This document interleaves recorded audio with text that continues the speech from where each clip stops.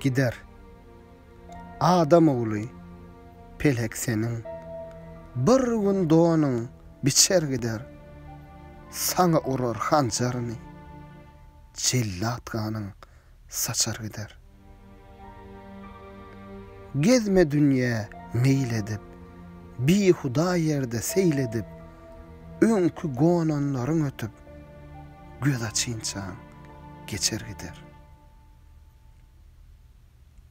Ölsen seni kimin yatlar, haykırgalar, bedavatlar, onu minen goç şigitler, kara toprak kuçar gider. Dünyanın sonu bivattır, bir namazın zayı ottur, ölüm bir adı şerbettir, her kim ondan içer gider.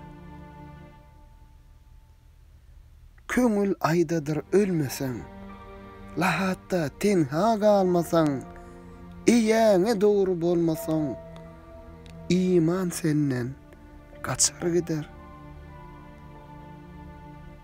Mağtamuli, bu ne caydır, acap bir kervan saraydır, dünya bir lol heleydir, bir gün seni kuçar gider.